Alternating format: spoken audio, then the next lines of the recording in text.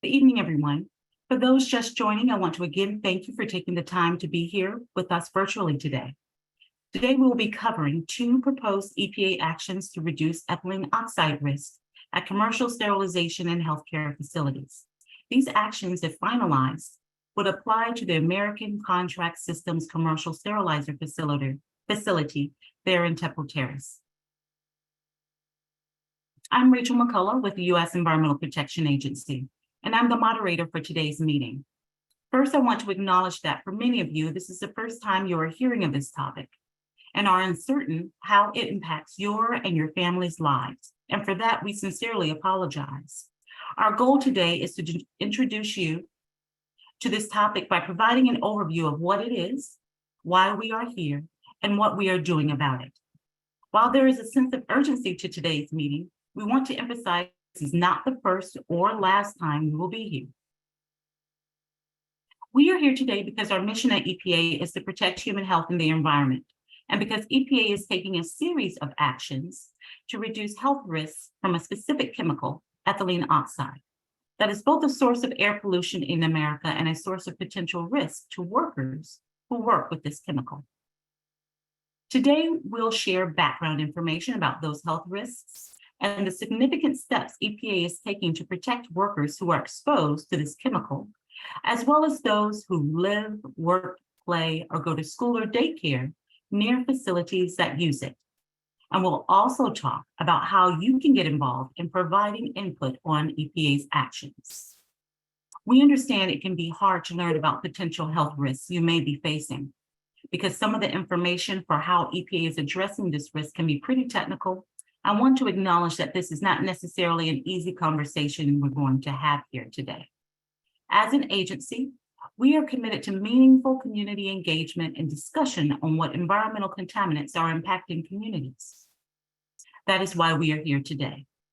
We strongly believe that this communication is important and that for us to best protect health, we need to share the information we have with you all. It is also important that we do that in a way that is understandable and helps inform decisions you may be making about your own lives. This is part of why we have a lot of time set aside today to take questions from you. If we say things today that are hard to follow, we speak with too much technical language, or we just don't cover things that are important to you, please let us know and we will take the time to explain things a different way. Before we turn to the presentations, I want to take time to explain in more detail how the question and answer sessions will work. We're going to answer questions at different points throughout, after all the presentations are completed, and then at the end. Please feel free to submit a written question at any time using the question and answer, the Q&A, feature on Zoom, which is one of the buttons at the bottom of your screen. Any comment you have about the proposed action should be submitted via the regulations.gov website or as a written comment. We will provide direct written answers to some questions as they come in, and for some others, I will read the question and our panelists will answer out loud. We're going to do our best to answer as many questions as possible today. That may mean that we group similar questions together for our panelists. I may also ask our panelists to clarify or add detail if the answer was unclear.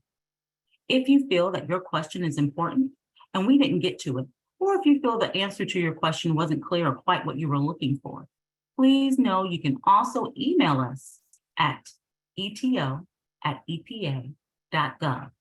and we will work to answer your questions there in the coming days. This is an informational meeting, and we will do our best to answer your general questions, which you submit via the Q&A. If you wish to have your comments and concerns included on the record as part of the formal process for any of the EPA actions we are discussing today, that is a separate process. There are several ways to make your voice heard, and we will be discussing those in more detail as part of our presentations. So with those instructions out of the way, I'd like to introduce those you will hear from today. We have a welcome from the Acting Administrator for EPA Region 4, Janine Gettle, and a panel of EPA experts, including Tony, Deputy Division Director for the Air and Radiation Division, Seneca Anderson, an engineer in the Air and Radiation Division, and Aaron Jones, Emerging Contaminants Coordinator. We will also have technical experts available for Q&A session, question and answers, including our partners at the Agency for Toxic Substances and Disease Registry and the Florida Department of Environmental Protection and the Hillsborough County Environmental Protection Commission Air Division. The question and answer session is limited to the current rule and the risks that have been identified. Please be mindful that we are unable to accept verbal comments on the proposed rule and action, as those should be submitted formally online or via mail. As we get started with today's presentation, I would like to turn it over to the Acting Regional Administrator for EPA Region 4, Janine Gettle. Ms. Gettle has been with the agency for over 36 years and brings a wealth of expertise to the environmental protection work in the Southeast. In fact, Ms. Gettle has extensive knowledge with the two statutes we will be discussing today, the Clean Air Act and the Federal Insecticide, Fungicide, and Rodenticide Act, FIFRA. In her role as regional administrator, she oversees our agency goals of protecting human health and the environment here in the Southeast region. For those of you that don't know, Region 4 represents 8 states, including Florida, and 6 federally recognized tribes. Acting Regional Administrator Gettle is a strong and passionate leader who has dedicated her career to ensuring science and the law guides the protection of public health and the environment for all communities. R.A. Gettle, the floor is yours. Thank you, Rachel. Good evening. Thank you all for joining us tonight and taking time out of your busy lives to learn more about the issue of ethylene oxide emissions in the area of Temple Terrace. I also want to thank the staff and leadership at the Agency for Toxic Substances and Disease Registry, the Hillsborough County Environmental Protection Commission, Air Division, and the Florida Department of Environmental Protection. We work closely with all of these organizations and their teams to ensure the fair implementation of environmental laws and the protection of public health and the environment, and we are fortunate to have them coordinating with us throughout this process. We are here tonight to talk about air pollution from a chemical called ethylene oxide. As my colleagues will discuss in more detail, ethylene oxide can cause health risks, and it is also an important chemical to ensure the safety of a wide variety of medical devices that are used by doctors, hospitals, and dentists. This chemical is used in the type of facility known as a commercial sterilizer. There are about 86 commercial sterilizers around the country, and some of them are emitting ethylene oxide into the outdoor air at a level that is concerning. This includes the American Contract Systems facility here in Temple Terrace. We are here because EPA is in rulemaking process to address risk from these types of facilities. EPA is committed to communicating clearly, frequently, and as transparently as possible on matters of risk. So it is extremely important to us that we convene a meeting with the residents and other impacted groups near the American Contract Systems facility. A typical EPA rulemaking process, involves us proposing a rule with an identified public comment period, typically 30 days, sometimes 60 to 90 days, depending on the nature of the rule. The agency then takes about a year to read the comments, process the comments, respond to them, and finalize the rule. And the company generally has 3 years to come into compliance.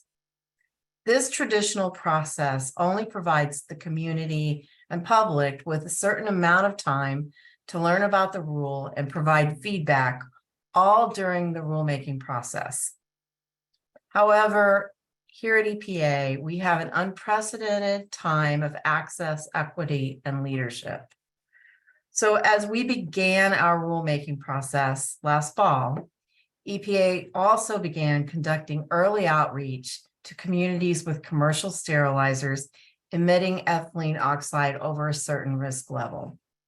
This was a departure from our normal process, which I just described, but a process we felt was very important to ensure communities understood the risk and had an opportunity to participate in the rulemaking process. When we started this early outreach process last fall, we were unaware of the risk level posed by the American Contract Systems facility, so we did not initially reach out to your community. However, as will be discussed in more detail later, we are now aware of a risk. So even while we are in the midst of the rulemaking process, we wanted to meet with your community. So we're here today to provide you with a background information on ethylene oxide and an overview of the proposed actions the agency is taking public comment on at this time. The public comment period for these actions ends on June 27th. The timing is not ideal, but there is still time for you to participate in this process. Our purpose here today is to give you information so that you will be informed about how the issue impacts you and your family and your community, and so that you can make an informed decision about participation in the public rulemaking process. We believe your perspective is valuable to the process. As I stated earlier, although we are in the middle of the comment period, this is only the beginning of the conversation. EPA is sharing this information so that you can have access to the same information that we have at EPA and can make informed decisions about risks and your health. EPA is committed to keeping you informed throughout the process. So before I turn this back over to Rachel, I want to leave you with the following. Risk in Temple Terrace is high, and EPA is concerned about that risk. We are committed to protecting human health in communities facing risk from ethylene oxide, and we are taking this issue seriously. I commit to you today that we will continue to work on this issue until the risk levels are reduced. This includes using tools we have available to us at EPA, such as regulations and on-the-ground partnerships with states, communities, facilities, and anyone else who will work with us to help reduce the risk. These partnerships have already reduced risk in a number of other communities, but we need to do more. You deserve to be part of this process and to have your voices heard, your concerns shared, and your needs met. We are here to provide you with the background information to assist you in asking questions today, and as importantly, submitting your perspective to the official record. As Rachel said earlier, and as you'll hear throughout this presentation, your comments on the official record are what can influence the rulemaking, and we're going to tell you how to do that today. You can also find more details about everything we will talk about tonight, including how to make your voice heard on EPA's website, over the phone, by directly emailing us and submitting a formal comments for the record. I also want to acknowledge that we realized that there was an error in the documents that were mailed out to you with the links for registering for this meeting. You had to go to our website to get the actual link. We apologize for that, and we will talk about ways we are trying to help you capture those comments as we move forward later tonight. So I want to thank you again for joining us today. I hope you find this presentation informative and helpful. And now I'm going to turn it back to Rachel for the rest of the presentation. Rachel? Thank you, Janine. Our next presenter is Tony Tony. Tony is the EPA Region 4 Air and Radiation Deputy Division Director, where he oversees a team of technical experts working on air issues in Region 4. Tony works closely with local, tribal, and state governments like the Hillsborough County Environmental Protection Commission Air Division and the Florida Department of Environmental Protection, industries, and others to achieve and maintain clean indoor and outdoor air, including reduction of exposures and risks associated with criteria and hazardous air pollutants like the EtO risk from the commercial sterilizer in your community. Tony, I now turn it over to you. Thank you, Rachel. Good evening, everyone. As Rachel stated, I am Tony, and I serve as the Deputy Director for the Air and Radiation Division at the Environmental Protection Agency, Region 4 office in Atlanta, Georgia. Thank you for taking time out of your busy schedules to be here today. As stated by Administrator Ghetto, at EPA, our mission is to protect human health and the environment. You've already heard that there's a pollution from a specific chemical in this community. It is coming in the form of an air toxic named ethylene oxide, which we often refer to as EtO. As Acting Regional Administrator Gato said, it is unfortunate that we were unaware of the risk in your community when we began our early outreach last fall. But we're here today to make you aware of what we've learned and how we intend to address the concerns in this community.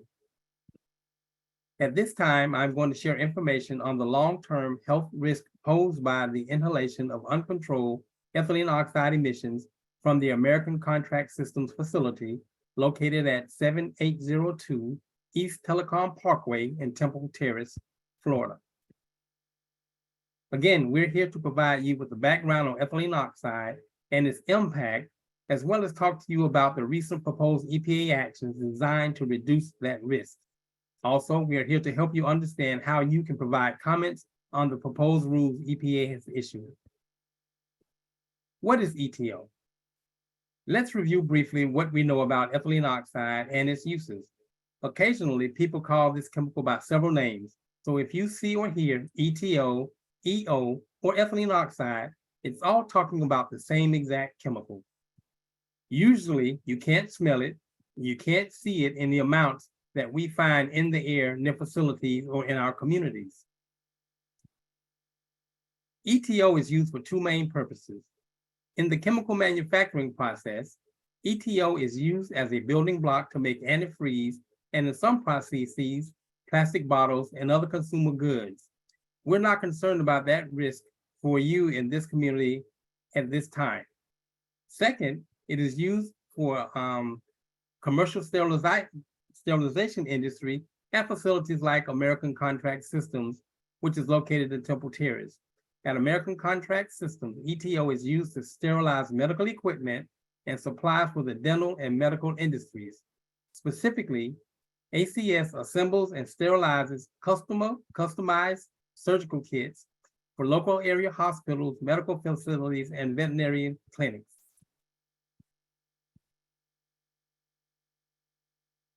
We have learned that EtO is more toxic than we previously thought, and that is it can cause cancer when people are exposed over long periods of time. Specifically, EtO can cause breast cancer, cancers of the blood, and other lymphatic systems.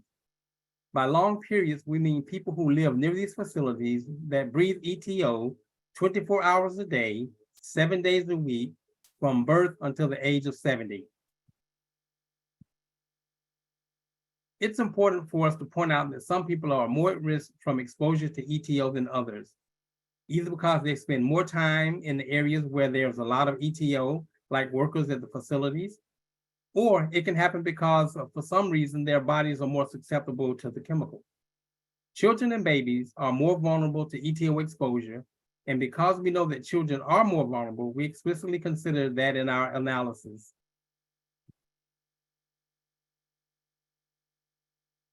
We're here today so that we can tell you about our proposed actions to deal with this risk. We have proposed 3 separate regulatory actions to lower emissions of EtO in the air and reduce the health risk that is posed to the citizens in the community.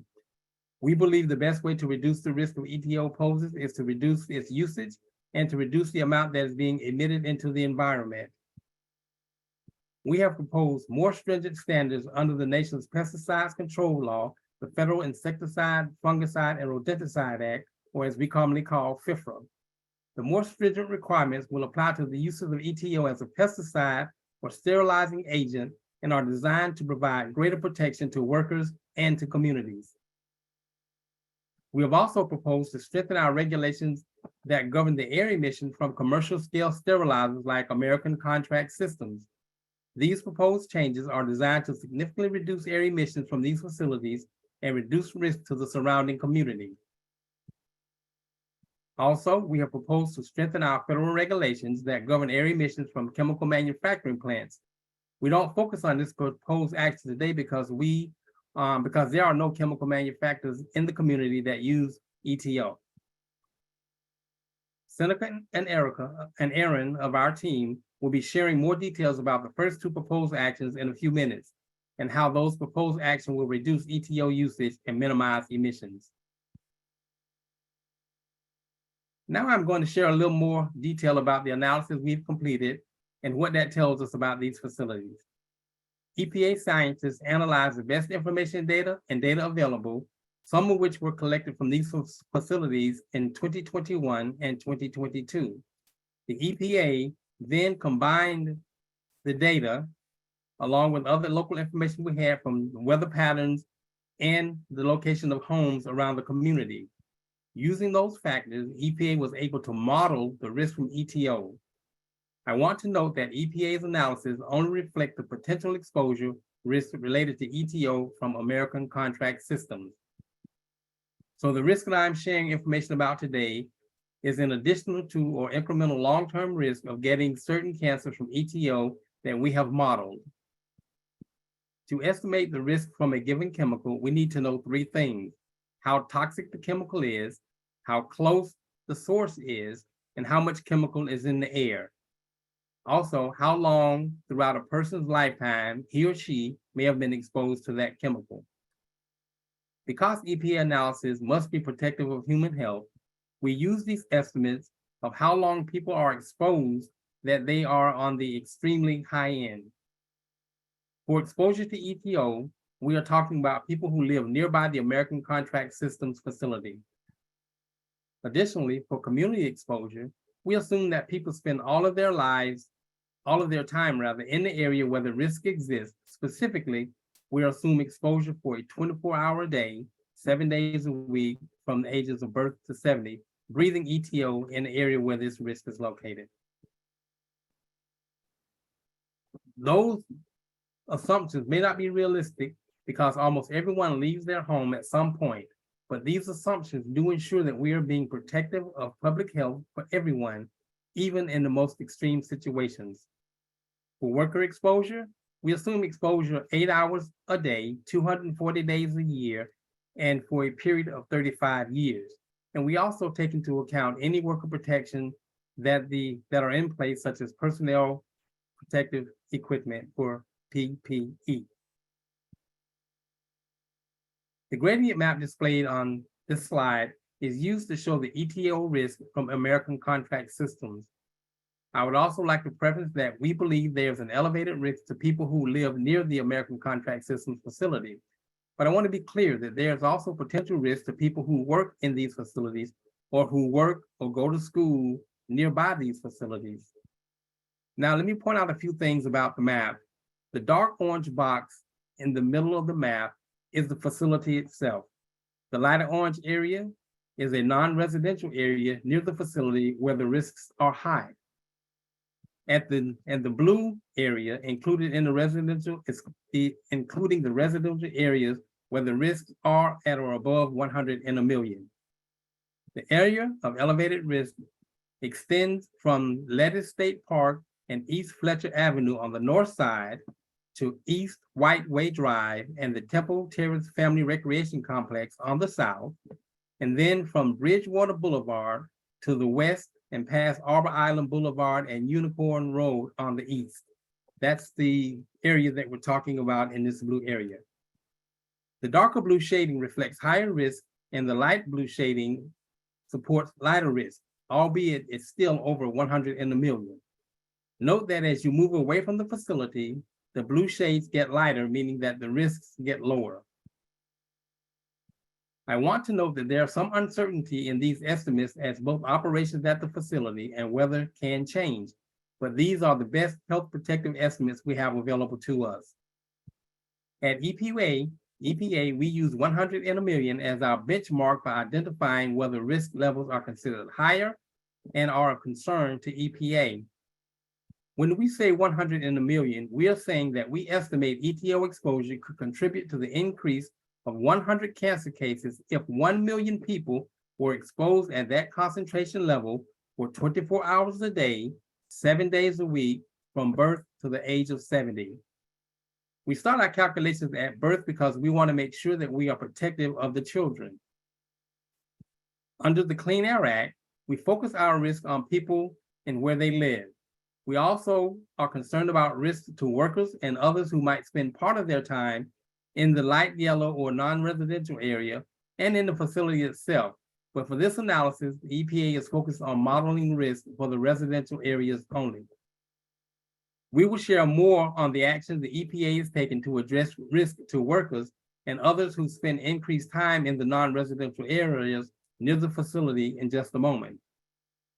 The information we are sharing today and that we have posted on the website is all based on information the EPA collected from American Contract Systems about their use of EtO. In many areas, several facilities have already taken action to reduce EtO pollution, and others are planning to do more to reduce the EtO fugitive emissions at their facilities. At EPA, we are concerned about the risk in this community. We have also learned that EtO is not a chemical that lasts for a long time in the environment, like lead or some of our forever chemicals, PFAS, for example, that you've been hearing about.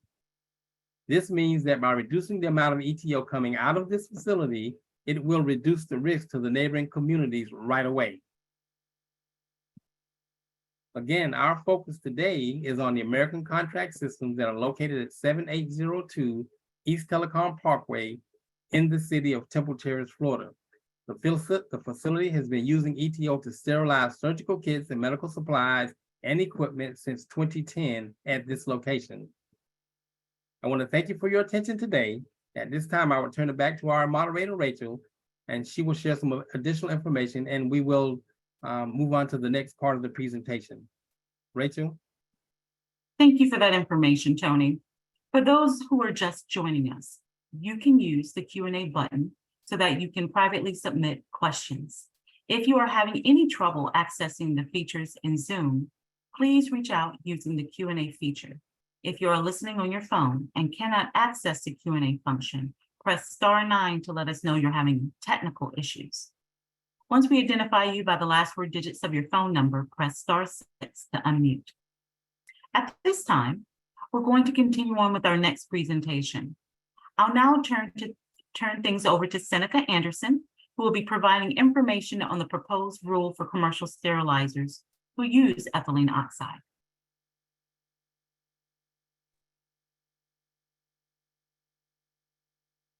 All right. Good afternoon, everyone. Hello, and thank you for the opportunity to speak to you all today. I am Seneca Anderson, and I am an environmental engineer in the Regulatory Communities and Air Toxics section in the Air and Radiation Division at EPA's Region 4 office. The short version of that is that I'm an environmental engineer on Tony's staff. And today I'll be talking to you about the more technical aspects of EPA's proposed action under the Clean Air Act and how it will reduce emissions of EtO from commercial sterilizer facilities like the ACS facility here in Temple Terrace. As Tony mentioned earlier, EPA is proposing 3 actions to reduce emissions of EtO. I will be continuing Tony's overview of the proposed rule for commercial sterilizers under the Clean Air Act. That's the orange circle there in the middle. With some technical details on how this proposed regulation will reduce emissions of EtO from these types of facilities.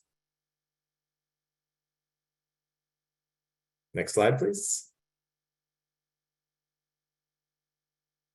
So real quickly, the Clean Air Act, which is a federal law, gives EPA the authority to regulate sources of air pollution. Additionally, the Clean Air Act amendments of 1990 authorize EPA to regulate sources of a subset of air toxics, which are called hazardous air pollutants. There is a specific list of these toxins, and EtO is on that list. So EPA is using its authority under the Act to propose this regulation to further reduce EtO emissions from commercial sterilizers.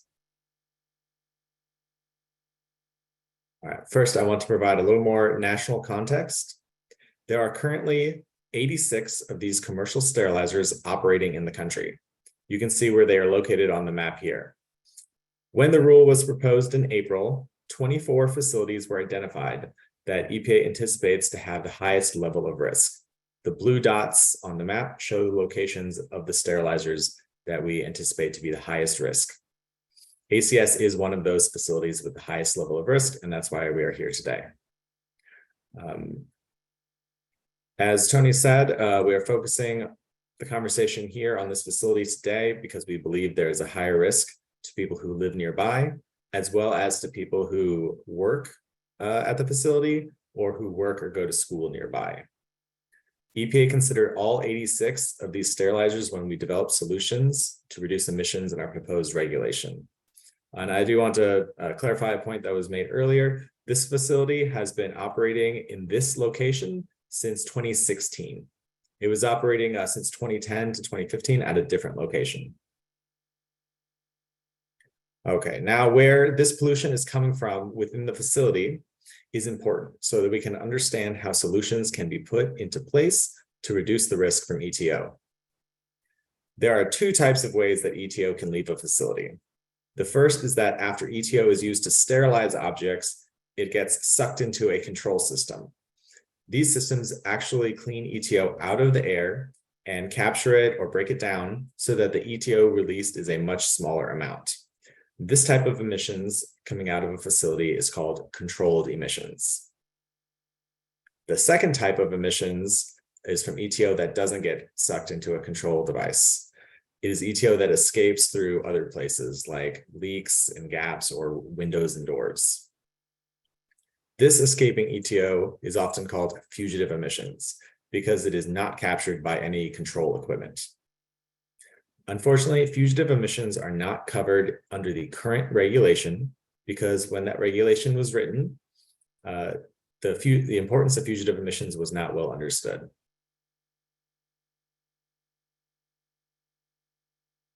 All right, next slide, please. The best solution to reduce the ETO risk from this facility is to reduce its emissions of ETO entering the environment. Our proposed regulation under the Clean Air Act will require greater control of stack emissions that are passing through the control equipment, but more importantly, it will also require capture and elimination of fugitive emissions that are not currently being controlled at this facility. We estimate that our proposed regulation will reduce ETO emissions from all commercial sterilizers across the country by 19 tons per year, which is about an 80% reduction nationwide. More importantly, our proposed regulation will ensure that the lifetime cancer risk will be below 100 in a million in every community located near any of these facilities, including here in Temple Terrace. We are proposing a compliance deadline of 18 months after we issue the final rule, instead of the usual 3-year period, which is allowed in the Clean Air Act. We are requesting comments from the public on this proposed compliance deadline. As Tony mentioned earlier, we have learned that ETO is not persistent in the environment, meaning ETO is a chemical that doesn't last very long outside once it's released. So by reducing the amount of ETO coming out of this facility, the risk to the community can be reduced. To ensure that our proposed regulation under the Clean Air Act will result in lower ETO emissions, we are also proposing to improve ACS's and other sterilizers' accountability by requiring more robust testing, monitoring, and reporting of ETO emissions. We are proposing to significantly increase the monitoring requirements of ETO emissions to include continuous monitoring, and we are requesting comments on the rule as proposed. So to summarize, our proposed action under the Clean Air Act will significantly reduce ETO emissions from commercial sterilizers like ACS through a combination of much better control equipment for the so-called fugitive emissions, tougher standards for stack emissions that are already being controlled, and improved accountability through more thorough testing, monitoring, and reporting requirements. You've heard me mention that the EPA is requesting comments on the rule, and Specifically, there are 82 topics that EPA is especially interested in receiving comments on, and they are identified in the text of the rule with a numbering system that has the letter C followed by a sequential number, such as C-1, C-2, and so on up to C-82. There's an example here on this slide for a proposed emission standard for sterilization chamber vents, or SCV, as shown on the slide, which is topic number C8. If you are reading the proposed rule, you can just scan for the topic numbers or do a Control F search for C- and then any number that you're interested in. All right, now to touch on the timeline, once again, the proposed regulation was published in the Federal Register on April 13th, and the comment period extends to June 27th. And we are conducting webinars and meetings at the national and local level through the end of the comment period.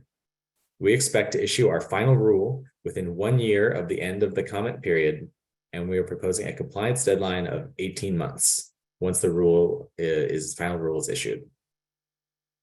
This concludes our presentation on the proposed regulation under the Clean Air Act. Now I'll turn it back to our moderator to introduce the next speaker. Thank you. Thank you, Seneca. I would just like to remind everyone that you can place your questions in the Q&A area in Zoom.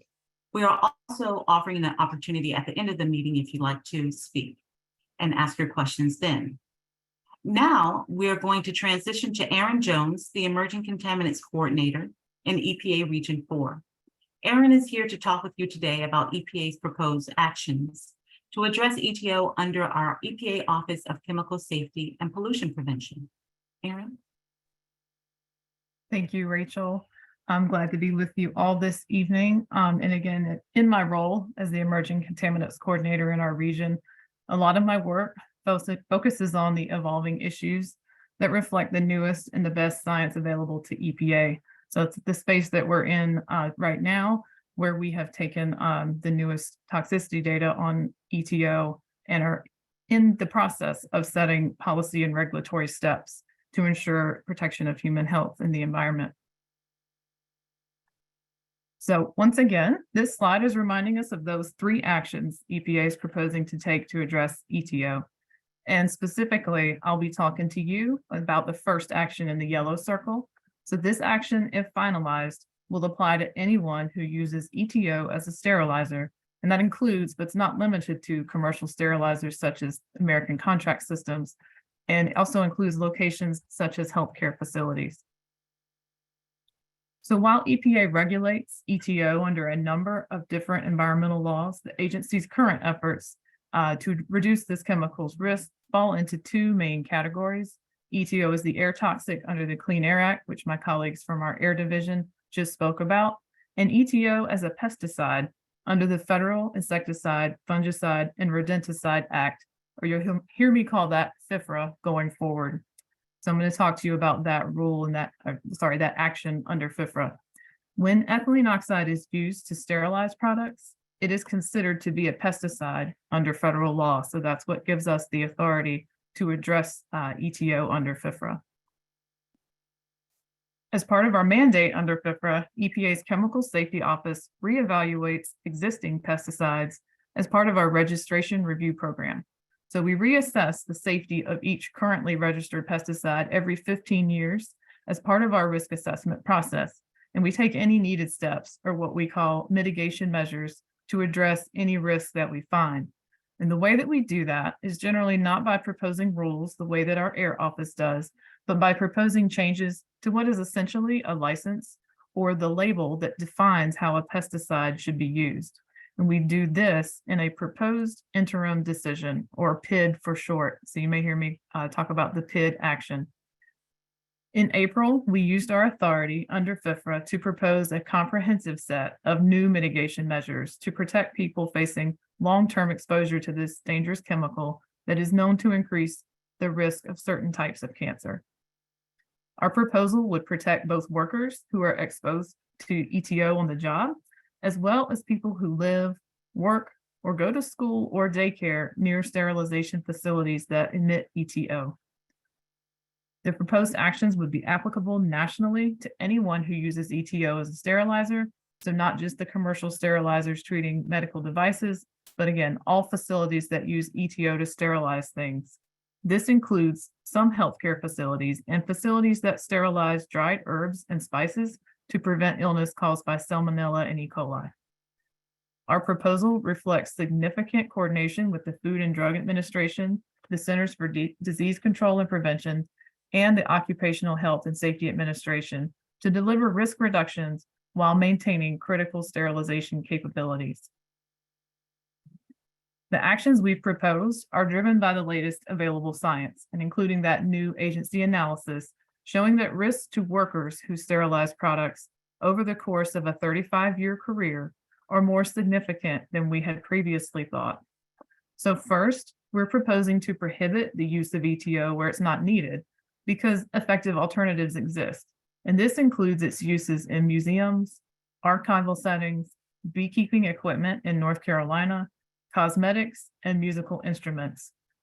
Next, we've proposed several measures to reduce the risk of EtO in settings where we don't have an effective alternative, like sterilization of certain medical equipment and dried herbs and spices. Generally, these measures are aimed at reducing the amount of EtO that's used and decreasing workers' exposure to ethylene oxide by automating the processes. For workers, we're proposing to reduce the amount of EtO that's used to sterilize medical devices while still making sure that FDA requirements for sterility are met.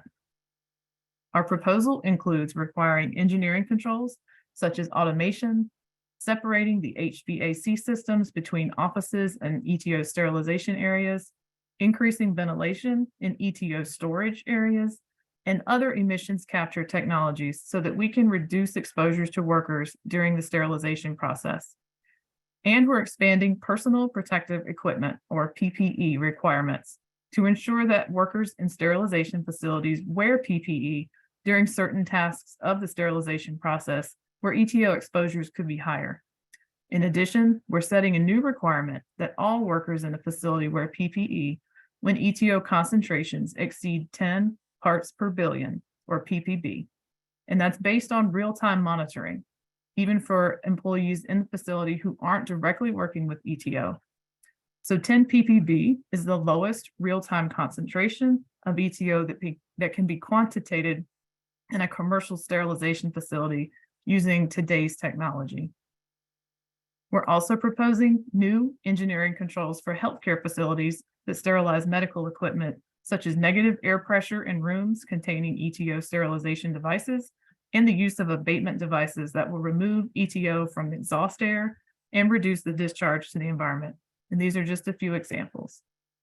Additionally, this proposal includes new data collection and reporting requirements in the commercial sterilization facilities that would help identify and improve protective monitoring technologies and assess the effectiveness of the proposed mitigation measures we have over time. Based on this data, we intend to initiate the next round of registration review for EtO earlier than the typical 15-year timeframe so that we can take faster action to incorporate any needed additional protections, as well as taking into account any advances in technology. Although we know from our extensive engagement with EtO industry representatives that many of these measures are already being implemented at some facilities, our proposal is now going to require these measures at all EtO commercial sterilization facilities to protect all workers. Some of these measures can be quickly implemented at facilities such as PPE, while others could take longer to implement, such as installing engineering controls. We're committed to taking additional action when data show that more protection is needed and when the new processes or technological advances could further reduce exposures. Taken together with EPA's proposed air emission standards rule that you heard about earlier, these actions represent a comprehensive approach to increase safety in communities, for workers, and for all who are exposed to this air toxic at school or at work, and while providing a path for these facilities to continue to fill the critical national need for sterilized medical supplies.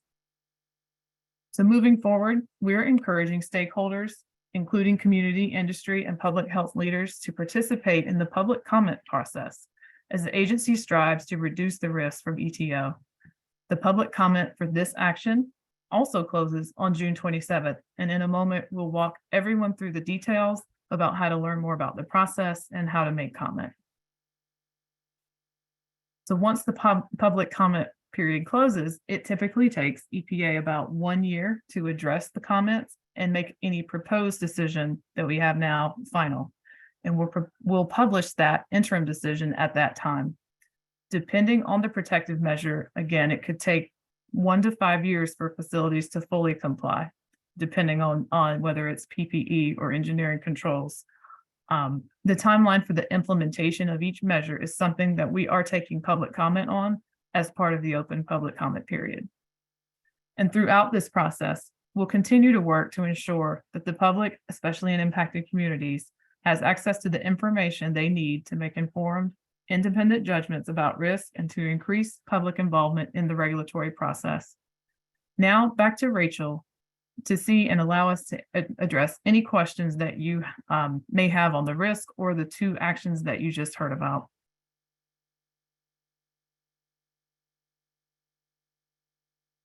Thank you, Erin. We'll take a few questions from the Q&A module now. I want to reiterate that if you wish to have your comments and concerns, including on the record, as part of the formal process for any of the EPA actions we are discussing today, you can do that separately. There are several ways to make your voice heard, and at this time, we'll be answering your questions about the information presented here today. In addition to our EPA speakers that you have heard from already, we have several additional experts and partners with us today who may help address certain questions to ensure we provide the fullest answer. The panel is coming off camera now, and I'll introduce them briefly. First, we have Hastings Reed, Deputy Director for the Florida Department of Environmental Protection Air Division. Sterling Woodward with the Hillsborough County Environmental Protection Commission Air Division. Dr. Michelle Ziegler and Peter Kowalski with the Agency for Toxic Substances and Disease Registry. Dr. Rashidra Walker, a toxicologist with the Environmental Protection Agency, and Sarah Watterson, a monitoring expert with the Environmental Protection Agency. Thank you all for joining us. I'll begin with some of the questions that we've received so far that we are going to share the answers with you, okay? So some of the questions are regarding the facility and some of the risks that you guys have described here. I'll try to group them together because many of them are similar. Can you discuss the prior monitoring systems and how those will be updated with within the impacted area? How often they're checked, or are they electronic? There are several questions about our monitoring. Can I turn that over to Sarah or Seneca?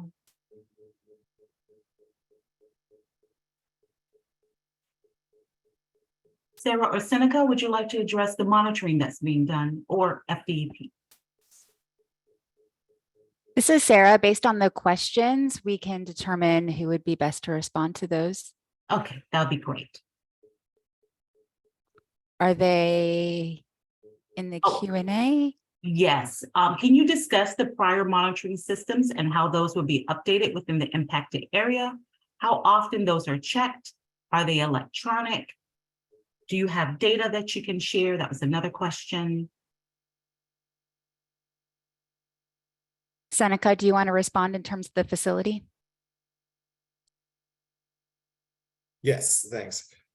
So there at the facility, under the current regulation that's under the Clean Air Act, there are no sort of monitoring requirements for this facility. Under the proposed rule, if it was finalized as proposed, there would be continuous monitoring requirements for all stack emissions that would be submitted semi-annually to their permitting authority.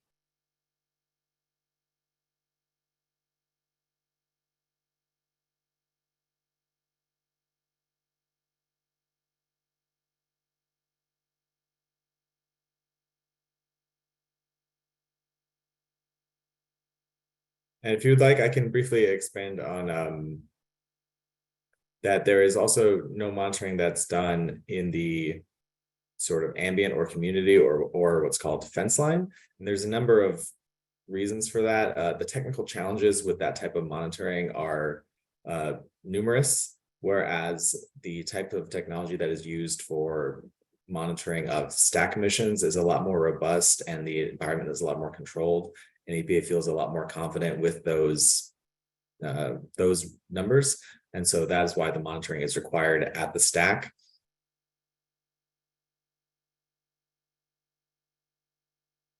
And if there are further questions in terms of ambient monitoring, which would be further away from the facility, I can answer those. I believe there are also some monitoring requirements in the FIFRA decision. Yes, I can jump in on that. So in the PID, in the proposed action under FIFRA, we are trying to require real-time monitoring of 10 parts per billion. So at that 10 ppb level, the lowest that we can get to with today's technology, inside of facilities to protect workers. And so that's kind of tied to also the PPE requirements. So if it goes over that 10 part per billion level, that's when they would have to put on kind of a supplied air respirator. But one good thing about this for the broader community as well is that, if we get a release above 10 ppb, we're going to know it instantly inside the building. And hopefully this is going to be, very protective action of the broader community. And the timeline for that, just in case anybody has questions about that, how it's being proposed, is 2 years after EPA accepts the new label for EtO as a pesticide. So again, all of that is up for public comment, timeframe, and also the mitigation measures itself. So. And Rachel, can I add on something in terms of both the rule that Aaron has spoken about as well as the rule that Seneca spoke about? So both of those have monitoring requirements with them. They do not have community monitoring requirements within them. We have found that community monitoring is very difficult, and there are no set standards in which we would monitor for. This is not something that is commonly monitored for in the community. And so because of that, we do not see any sort of requirements in these rules. We are getting much better data by looking at the information that is coming directly out of the facility.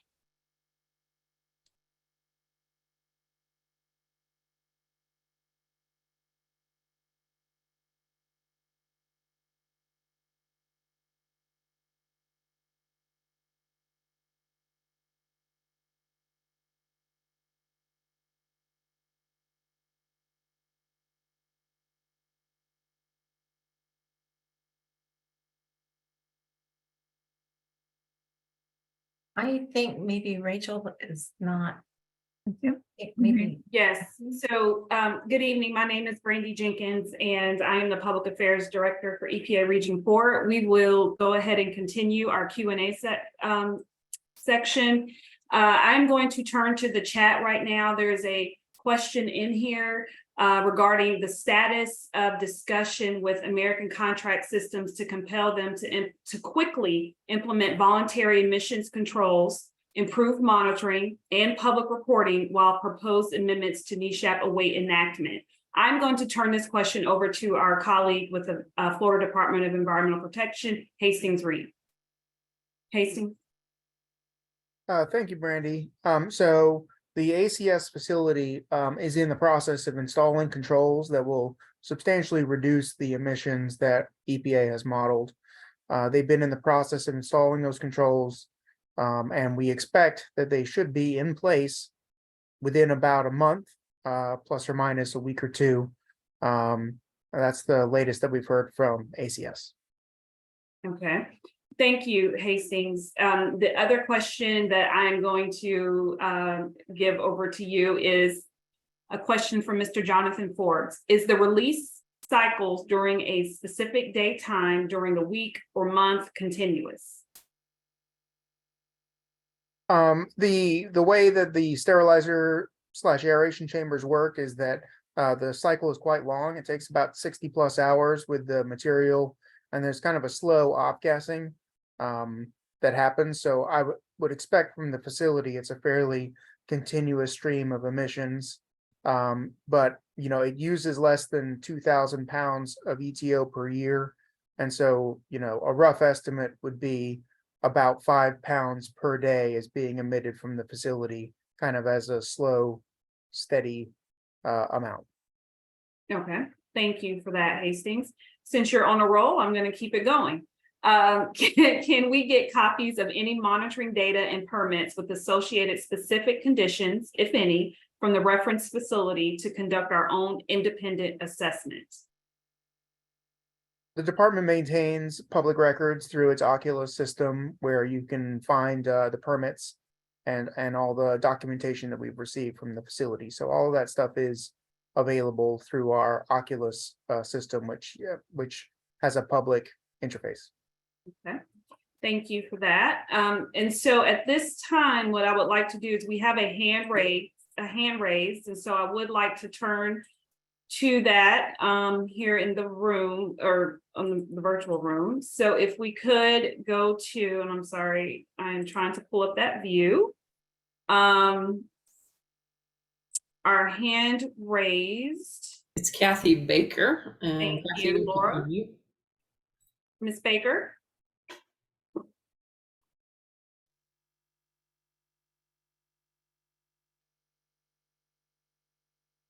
Kathy Baker.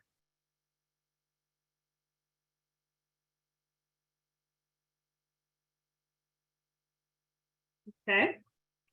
So with that, we will continue with our Q&A, and Ms. Baker, if you have, if you're able to come off mute a little bit later, we welcome your question.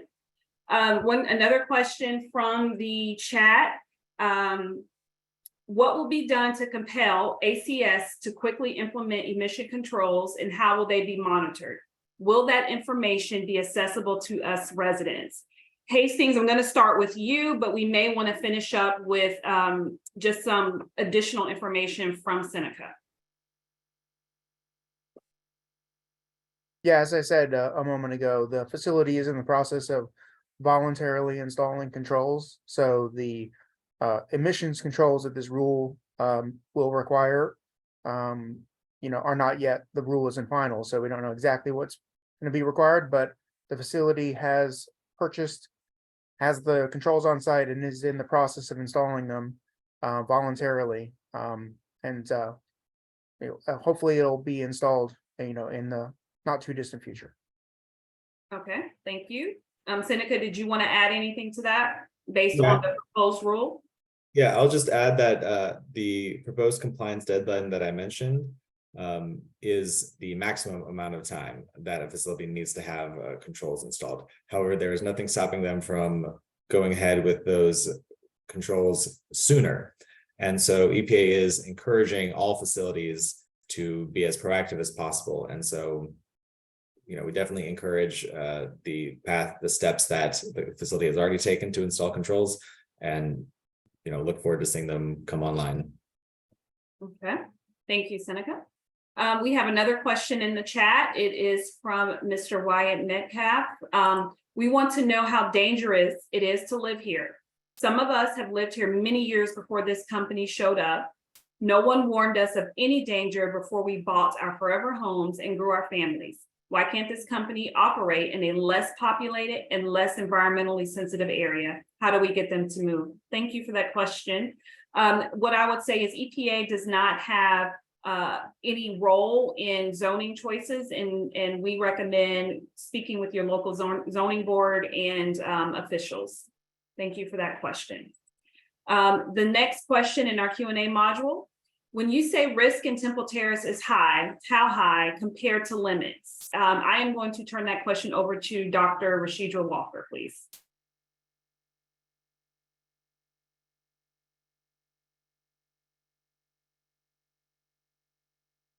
Okay.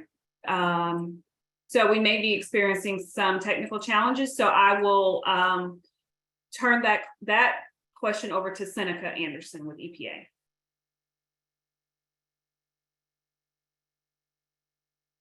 Yes, when we talk about risks being high, we are using the benchmark of 100 in a million.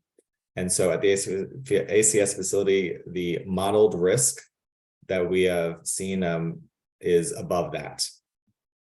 And I can explain, modeled risk means that this is based, as we mentioned, it's not based off of the like monitoring out, the gradient map that we showed earlier is not, a map of monitored emissions, but rather modeled risk.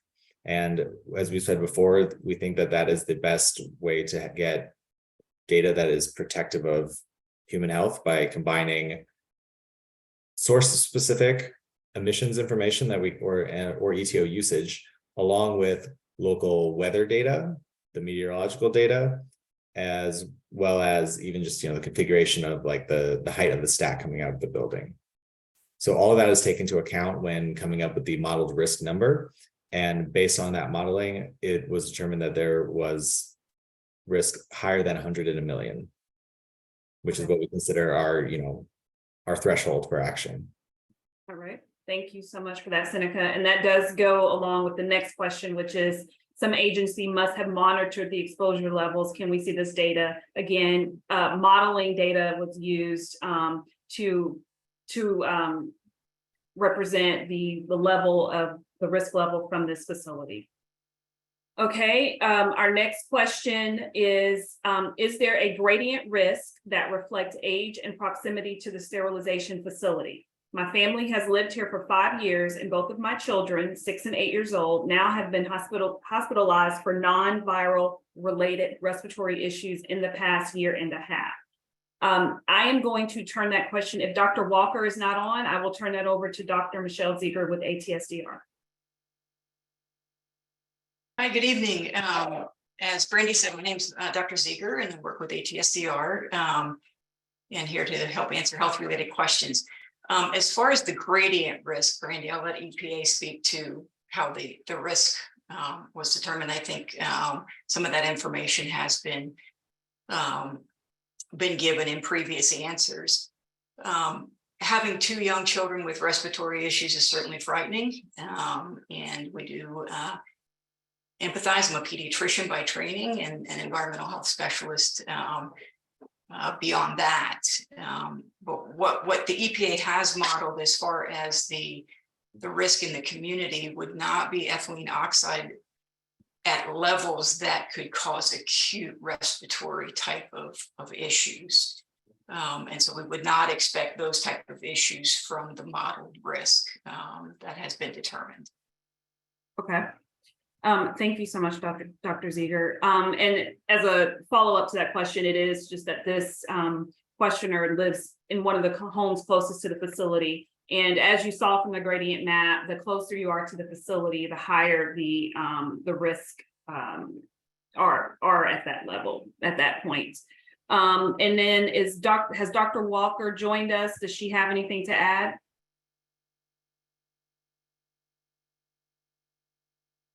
Okay. And so on to our next question. On Google Maps, the facility looks very large. Also, it has a sign for Baycare. Is American Contract Systems related to Baycare Health? I am going to turn that over to Hastings again.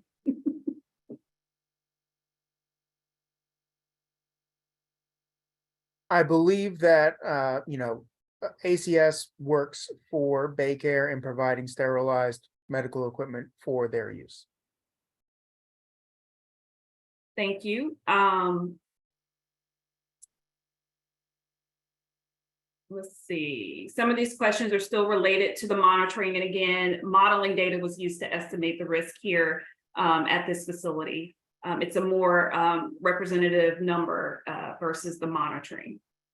Okay, the next question.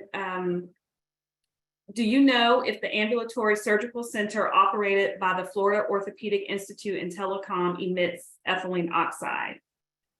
I would think that for that question, we would need to look into it a little bit more to get some additional information and follow up on that.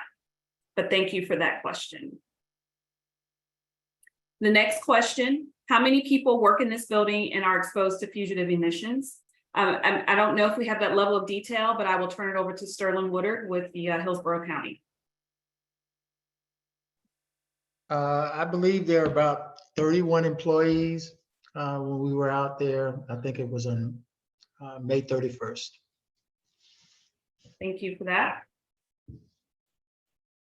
Okay, next question. Did something accident occur or almost occur to prompt the EPA to take a look at this situation? Would it be fair to say the emissions have been dangerous since 2010? I'm going to turn it over to Seneca Anderson to give us a summary of the timeline and how the science has brought us to this point. Yes, thank you, Brandy. So it's been an ongoing process. So EPA first regulated the EtO emissions from commercial sterilizers back in 1992. And so there have been regulations on the books for quite some time.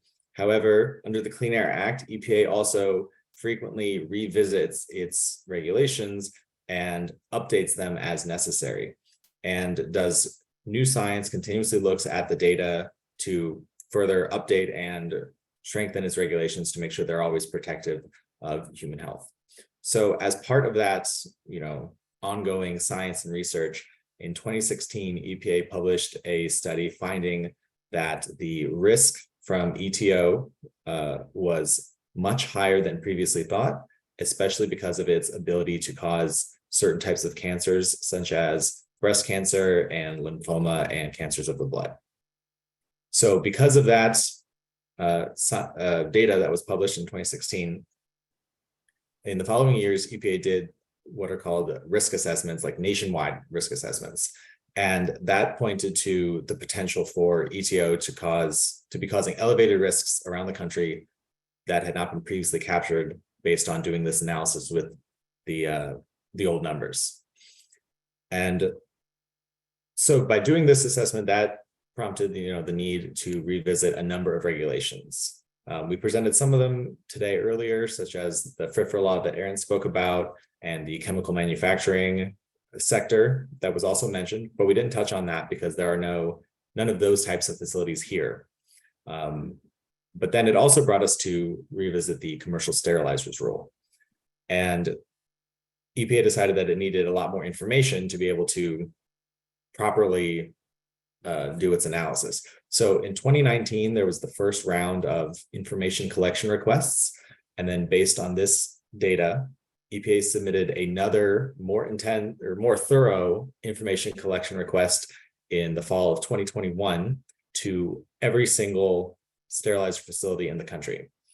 And then once all of those responses were collected, then the analysis began on looking at facility specific risk.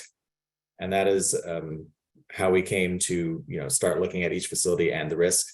And it took some time to get the information from every facility. And unfortunately, we weren't able to get all the information for the facility here in ACS until around beginning of this month, really, and also in May. So it has been an ongoing process. Okay. Thank you for that, Seneca. So what I would like to do is now see if Miss Kathy Baker is able to come off of mute to see if she would like to ask her question.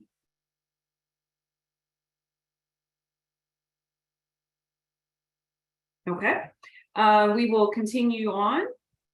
We have another question. Are there federal laws or state laws already in existence that would prevent a local government from adopting an ordinance with greater restriction and requirements for testing and or emission controls? I'm going to first turn over to Hastings to speak to the state law.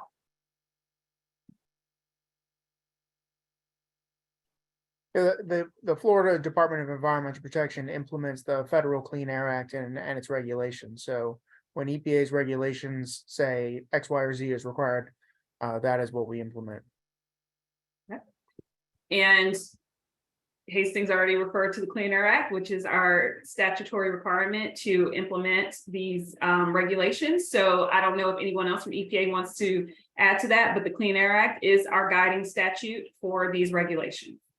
Yes, and I will just mention that the Clean Air Act has no stipulations that any state or local cannot make more stringent laws. Every state and local, according to their own laws, could make laws that are more stringent than the Clean Air Act, but never less stringent. Okay, thank you for that. All right, next question. where are the monitoring stations in the Temple Terrace community outside of the American Control Systems facility? I'm going to turn that to Sterling Woodard. The Environmental Protection Commission in Hillsborough County is responsible for monitoring primarily criteria pollutants like lead, particulate matter, VOCs, or volatile organic compounds. But we do not have a ethylene oxide monitor in the area around the ACS facility. That's a hazardous air pollutant, and there are hundreds of those types of pollutants, and the levels that have been looked at in the past have been a little bit lower than any of the detection limits of most of our monitoring equipment. Okay. Thank you for that. All right, our next question is, what can be done to protect us in the intervening 2.5 years until the rule might begin, and will it be compulsory? I will turn that over to Seneca, but the one thing I can say is, again, we are here to present to you that there are some proposed actions open for public comment. This is the opportunity to make your voices heard.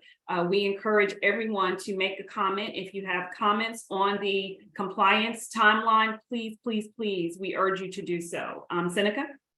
Yes, Brandy, thank you for reiterating that about requesting comments on all the proposed compliance timelines.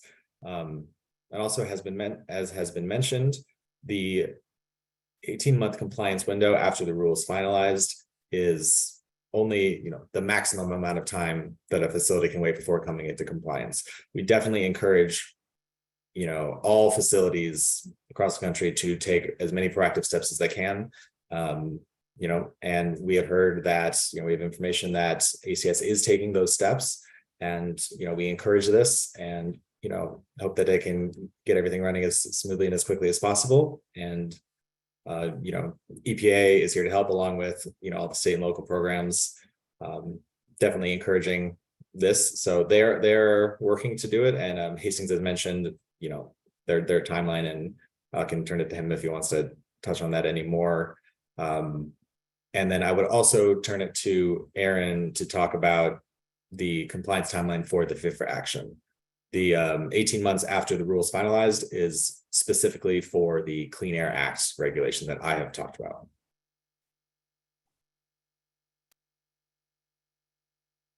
Okay. Hastings, would you like to add anything to that? I would just say that, the controls that will be installed will be at least 99% effective, and are likely to at least meet partial elements of EPA's rule. If it's finalized as it's proposed, there may need to be additional things to install to manage fugitive emissions. But we do expect that what they are doing will substantially reduce the emissions by 90+%. Okay, thank you. And Aaron, I will turn it over to you to touch on the FIPRA action. Yeah, and so again, we've got this open public comment on the proposed interim decision. So once we accept all those, go through all those comments, that typically takes about a year. Then we would publish a interim decision, so no longer proposed interim decision, but the interim decision. And facilities that use EtO as a pesticide would have 60 days to submit a new product label, and with the new requirements. And then it would take about 12 months where existing labels could continue to be used, but the new ones would be, phasing in. And then after that 12 months, the new label is fully effective. And if it's not being used in accordance with that label, that's when it could become, enforceable. That's when we have the authority to actually enforce the entirety of the label. And again, the label will be have different timelines as proposed right now, from 1 to 5 years for the different types of mitigation measures in the PID. So again, PPE is a quicker solution, but engineering controls may take a little longer. But again, all of that is up for public comment. So, if you feel like any of that is too long, we definitely are accepting those types of comments, and also just comments on the measures themselves, the ways that we're trying to reduce the amounts being used, all of that. So the PID is very involved and in depth and very technical, but just know that, again, we're taking comment on on the proposed timelines for implementation of on this side of the rule as well. Thank you for that. I am going to go to the raised hand, which is Ms. Jean Hart.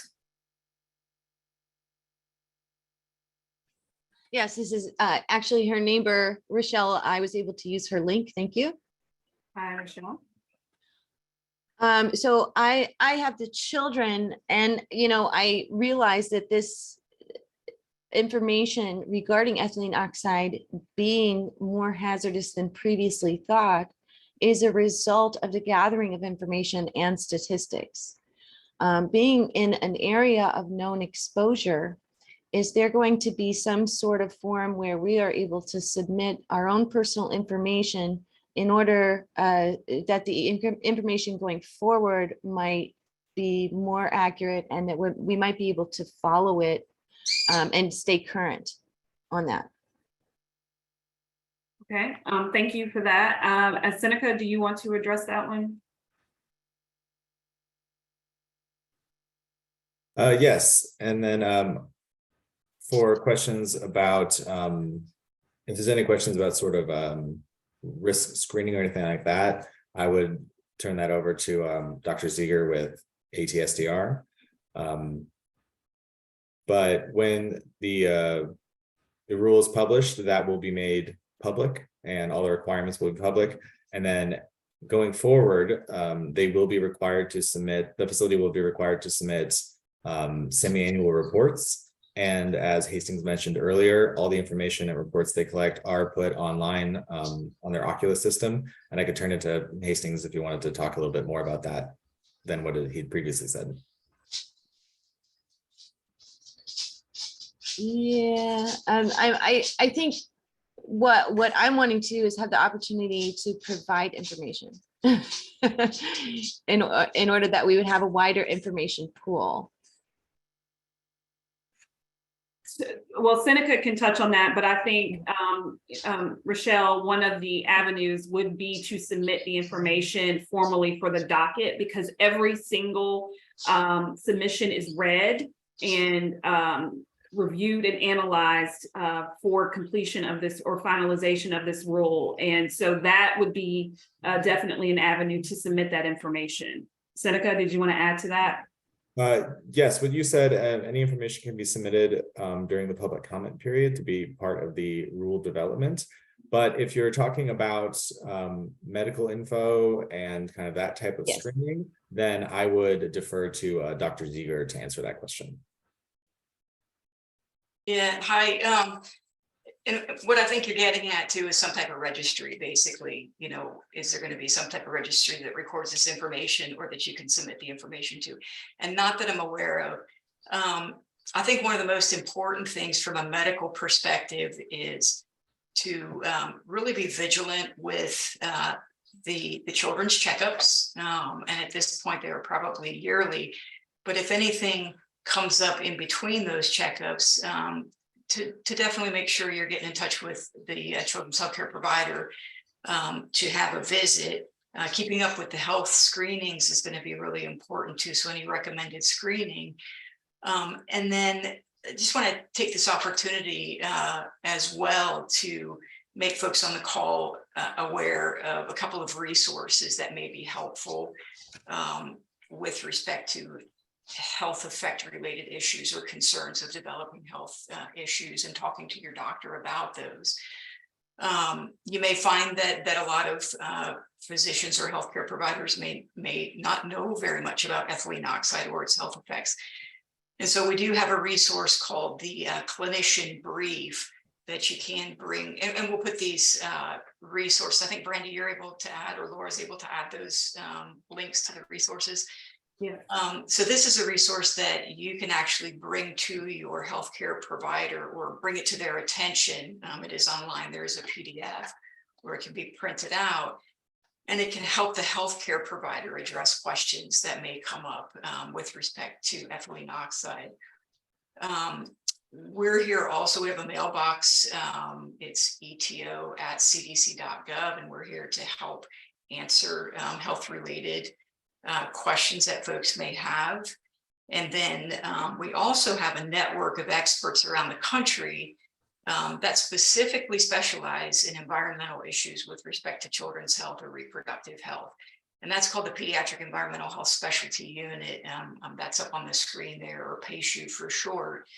And each of the EPA regions has a PACU. And so the one in Region 4 is located at Emory University here in Atlanta. And so I encourage you, if you do have questions, also to reach out to those folks at the PACU.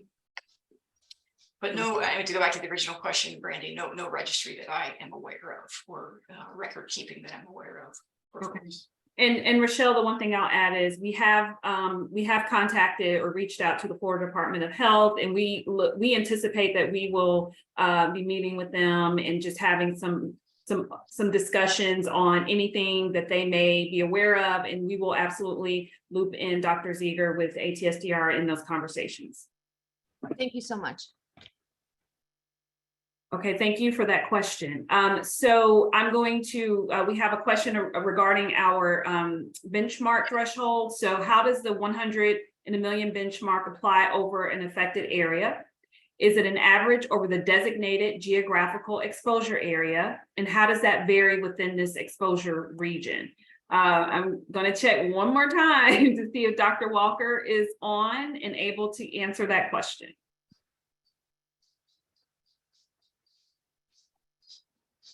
I am on. Can you see me? Okay. Hear you. Do you need me to repeat the question? Yes. Okay. How does the 100 in a million benchmark apply over an affected area?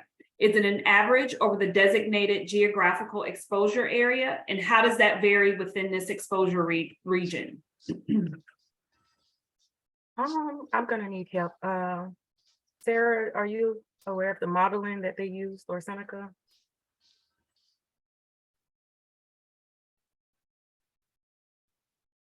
Hi, yes.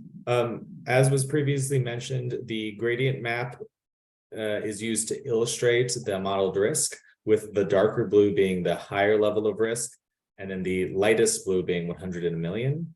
And so you can, the gradient showing that, as the blue gets, starts dark and then gets lighter, that's to show that as it's getting lighter, you are getting lower risk. But anywhere that is in the lightest blue shaded area is still at the 100 in a million benchmark.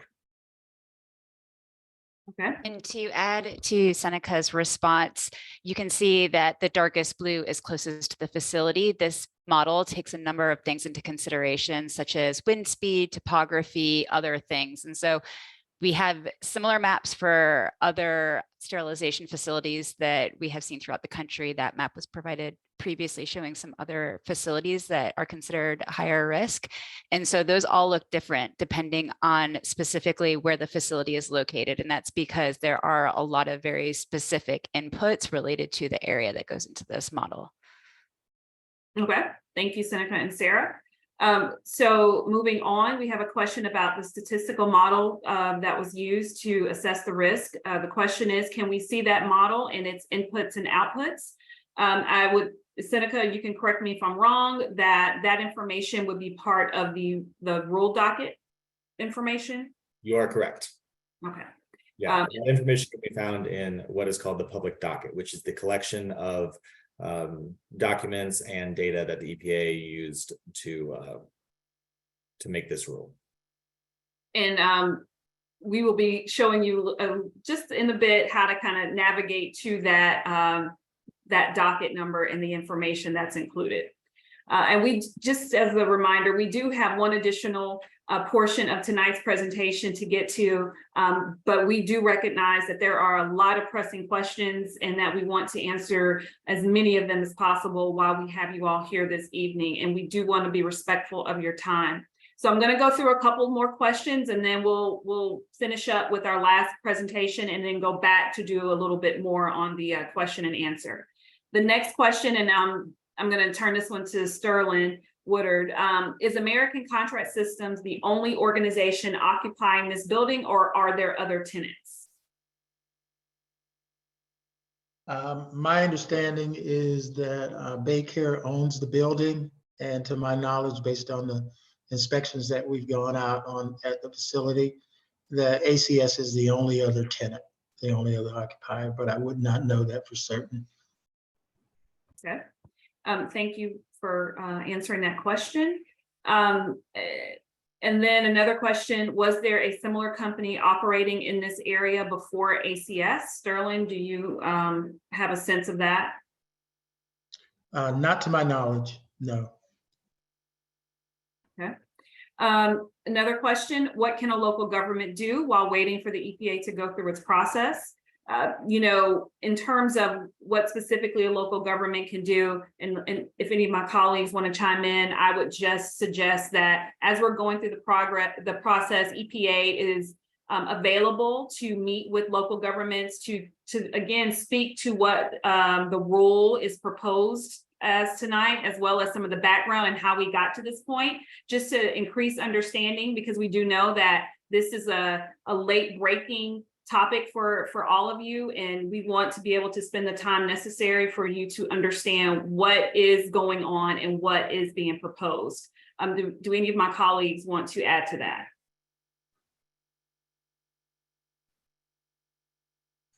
Okay, we will keep moving. It is difficult to tell, but appears that there's an elementary school also in the blue zone. Can this information be used in any way to push the increased regulations? Again, the proposed actions are there for people to make formal comments. If there is a heightened concern about any schools or other sensitive population in that area, we strongly encourage you to make that formal comment as part of the official docket. And does anyone else have anything to add to that?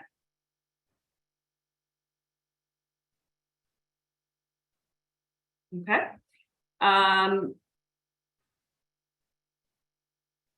I think we just answered this one. Was this site used for the same purpose prior to the arrival of the current owner? In other words, was it an ETO facility prior to being taken over by ACS? Sterling, did you just address that one? Yes, I did. To my knowledge, no. Thank you. How do we protect ourselves while waiting for the rules to apply? You know, and I'll just open this up before my EPA colleagues chime in, just saying that again, while we are very concerned about the risk, we are looking at a long-term exposure to this chemical ethylene oxide. And Dr. Walker, do you want to explain or just chime in a little bit more on, are there any steps that can be taken to for folks to protect themselves? And then Aaron, do you want to turn over and speak briefly on PPE? Dr. Walker? Yes. So one thing a person can do to decrease their ETO exposure is, if you are a smoker, stop smoking. ETO is in cigarette smoke. I'll defer to Aaron or Dr. Ziegler if they want to add more. Well, I will add that unfortunately, something like you know, we're all very familiar with the COVID face mask or N95 kind of masks. Those are not effective at reducing risks from ethylene oxide, unfortunately. So a lot of the worker protections, you know, for workers who are real up close and personal with this chemical are going to be, again, kind of the engineering controls, but also that PPE, which is in many cases, especially over the current monitoring limit of 10 ppb, kind of a supplied air respirator. So, and even for workers who aren't, you know, working directly with ETO, if it goes over that limit, anybody in the building, you know, that is kind of baked into our proposal. And again, we're taking comment on that. But yeah, there's not a lot of options. The best thing for us to do is to collectively, you know, reduce the amounts of ETO escaping the facilities, and also protecting those workers, again, who are up close with directly working with the chemicals. So I'm not sure if Dr. Ziegler wants to add any other health-based information. Yeah, I don't have anything else to add. I just wanted to reiterate what Dr. Walker was talking about, to one of the other sources being tobacco smoke. So it's really important to try to reduce exposure there as well. Okay, thank you all for responding to that. We do have a question about where can the serial EtO measurements be located? And again, I think when we're talking about the modeling data that was used, that information would be available in the docket for the rulemaking. Does anyone have anything else to add to that? Okay. And that's a similar question about how much EtO is being released into the environment each day. Again, that information is available in the docket. We do have a question about the discussion around worker exposure and versus the concern about the community exposure. I just want to reiterate that we are touching tonight on 2 proposed actions that EPA has underway, and one of them is related to worker exposure, and that is under the FIFRA action. And so that is why we are referencing worker exposure during this meeting this evening. And I'll add to that a little bit, Brandy, that, again, if we do protect worker safety, that is inherently protecting the broader community. It is kind of protecting those EtO emissions at the source. And so again, our air rule and our pesticide rule are going to work hand in hand as they become effective to reduce overall risk to the broader community. Okay. Thank you for that, Aaron. So the next question I will touch on is, again, I know some of you have joined us later in the evening, but one question is about the controls being considered at ACS, and are these consistent with EPA's proposed rules? Hastings, I'm just going to send it over to you again since you have that information. Thank you. Right. What we've been told by ACS is that they will be installing dry bed scrubbers, which will have a control efficiency of greater than 99%, which for the amount of EtO they use is what EPA has proposed as the control efficiency for facilities using less than 1 ton. So the controls should be the right controls for moving forward. There's still the issue of fugitive emissions, and there might need to be additional things done at the facility to meet all of the elements of EPA's rule. Yeah. Thank you. And Hastings, while I have you, earlier in the evening, you mentioned the anticipated reductions of emissions coming out of that. One of the questions is, you mentioned an 80% reduction nationwide. What is the expected local reduction at this facility? Yeah, because this facility is uncontrolled currently, the installation of controls will have a significant reduction, much greater than 80%. I believe that 80% number is looking at a lot of facilities that already have controls and are controlling for fugitives. So this facility, putting in the first set of controls, will have an even bigger impact. So I think I said earlier, greater than 90% impact of just what's happening in the interim, and depending on what EPA finalizes with fugitive emissions and whatnot, we'll see how much additional controls are needed. Okay. All right. Thank you. And I know we again covered this next topic earlier in the evening, but I am going to turn to Seneca just to kind of go back over the timeline of when and how we became aware of the risk at this facility, and did anything happen? Was there an incident? Seneca, I'm going to turn it over to you. Yes, thank you, Brandy. Yeah, and I'll reiterate for anyone that may have joined late, but no, there was not any specific incident. However, there was some new science that EPA had been conducting that was published in 2016. And I had briefly mentioned that there have been rules for EtO commercial sterilizers since the early 90s. And there have been various times since then that EPA has revisited those regulations and looked to see if there were any improvements or technology or data that we had available to strengthen those regulations. And so in 2016 was when some science was published that showed, excuse me, that showed that EtO was much more dangerous than previously thought. especially because of its ability to cause certain types of cancers, such as lymphoma, cancers of the blood, and breast cancer. So this caused, in some cases, up to a 60% increase, or sorry, a 60 times increase of its risk. And so that jump-started the next step in the process was in 2017, 2018, EPA conducted what are called their national air toxic assessments, which look at risks across the country. And using that new data, they found that there was an elevated potential for ETO to be causing risks across the country. So they started looking at the various sectors that use ETO. Some were mentioned earlier, such as the ETO's use as a pesticide that's covered under the FIFRA action that was mentioned. Its use in chemical manufacturing plants, which is a very large use of ETO, but that is not a risk here in this community, so we haven't talked about it today. And then the commercial sterilizers were also identified as a source category that could potentially present higher risk. And so then EPA began the process of collecting more facility-specific information.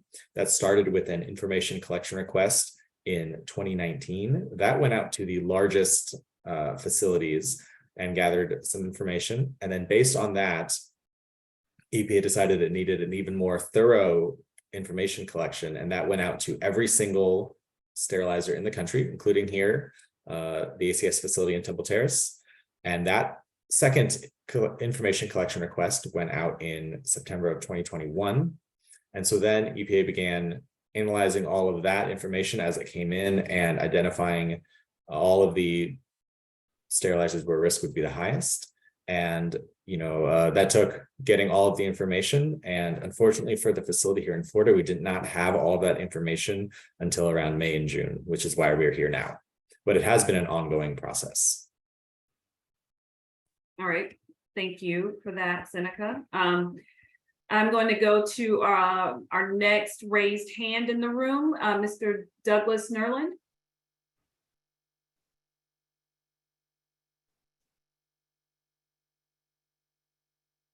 Yeah, my question was just if you are in an air-conditioned home, would the air conditioning cleanse the air so that the risk would be reduced or mitigated?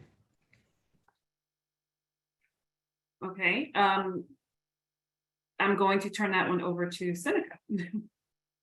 Yes, thank you for your question. With the modeling that was done by EPA, factors such as air conditioning were not taken into account, and at this time are not expected to have a significant impact on the risk modeling. And I will also say that EPA's modeling is done to be as protective of human health as possible. We call that being as conservative as possible. So, we wouldn't assume that everyone would have air conditioning or something like that. So we would just try to make sure that we are being as protective as possible. So no effects, of that on the ETO level was looked at or considered to be significant. And I'll add for the FIFRA action, if you heard me say anything about HVAC, that's part of the mitigation proposed measures, but that would be in the facility itself. And that's more attuned to separating the air for workers who aren't working with ETO versus where they are, and just making sure that those systems are separate. But it's not removing the ETO in any way that we're aware of. Okay. Thank you, Aaron and Seneca. The next question is about the solubility of ethylene oxide in water, and if that is being measured in the Hillsborough River. Right at this time, we do not have any data to suggest that there are water sources impacted by ethylene oxide. And no, there is no ongoing or current measurement of levels in the Hillsborough River. Does anyone have anything to add to that? Hi, Brandy. I would just add something that was mentioned by Tony earlier, is that EPA is not concerned about a risk of ETO in the water or in the soil. It is purely an air risk from all the information that we have. Okay, thank you for that, Seneca. And we do have a question about our notification process, understanding that EPA notified the residents in the close vicinity to the facility, but did we also notify the University of South Florida? I am going to say that our initial outreach was targeted to the residents in that immediate vicinity on the gradient map that we showed earlier this evening.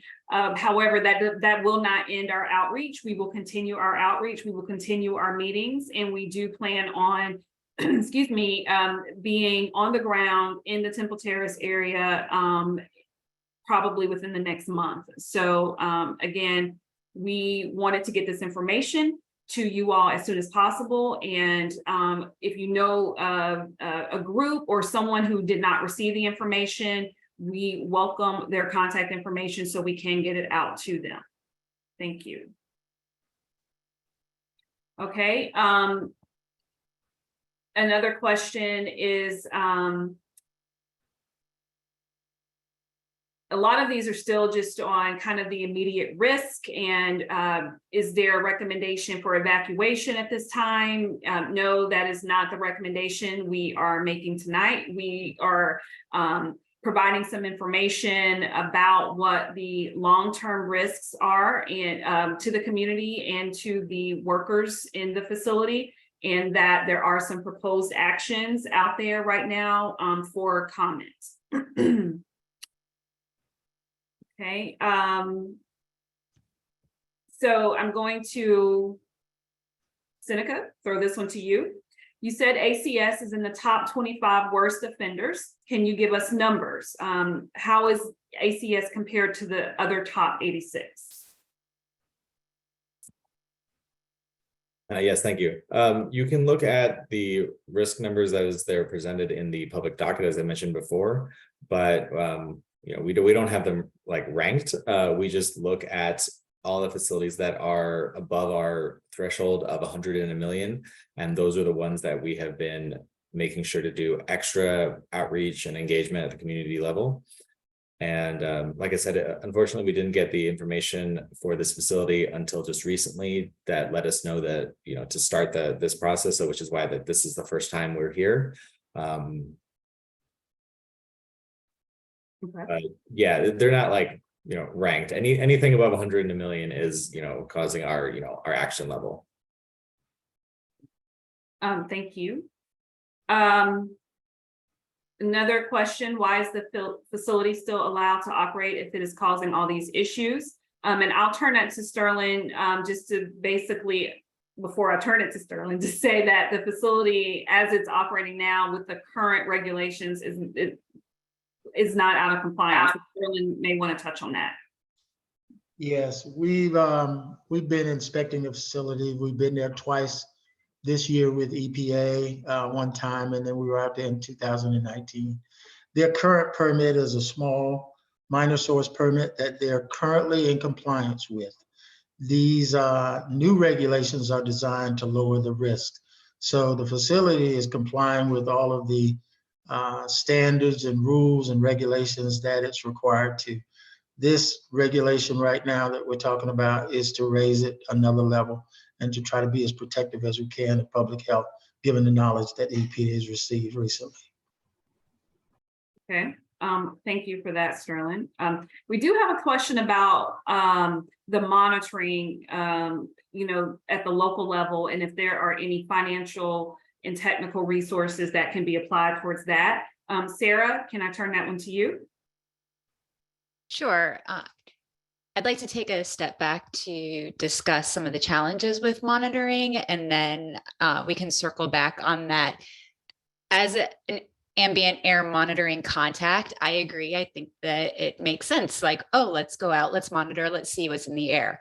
And so there have been a few areas that have gone and done this with this initial, excuse me, with the initial information that came through that Seneca was talking about in 2019. And we have also added it to our national air toxics trend sites. And with that additional sampling, we have learned that there are quite a number of challenges with monitoring. For starters, the risk level, the concentrations that we would want to look at, let's say that they are here. The method, or the way our science can determine what the concentrations are, that's up here. So if we monitor, there is an area between those two that may still pose that unacceptable risk that EPA finds. And we would report that as a non-detect, right? And so we don't want to necessarily have these data that are out there thinking, oh, okay, it's safe, we can breathe the air, it's a non-detect, we haven't found anything, when actually it is in this area that the science hasn't gotten there yet, so we can't measure that low. Additionally, the canisters that we use to collect the samples, and so it's a stainless steel canister, and we put it out and we collect samples for 24 hours. It's a slow pulling in of the sample. We have found that the inside of those cans, ethylene oxide can grow in certain cans. Each canister has its own personality, we'll say. So it really depends on that lining that's in there. And it can be very confusing to think about, okay, well, how does something grow in a can? And so I like to describe it as, say you have a piece of bread and a mold spore shows up on it. And then you see the mold just grow across the bread and you see it covers the entire piece of bread. The same thing happens with ethylene oxide within these cans. And so therefore, when you go and you analyze them, you get concentrations that are much higher than what are actually in the air. And so it's difficult to tell what the concentrations actually are. Part of the reason that we know this is because a lot of the sampling has had co-located samples. And so that means you put two cans out together and then you analyze them, they collected the same air shed, they should have the same concentrations. And we are seeing that they are very different often. And so it's really hard to determine what the concentrations actually are and that we're seeing. We're also seeing a lot of background concentrations around some of these areas where there are no known sources of ethylene oxide. And so there may be some sources that we don't know what they are yet beyond sterilizers that are influencing the data. So because of this, there are a number of challenges to really collect information that we can use to know what you're actually being exposed to. And so, yes, you can monitor for it.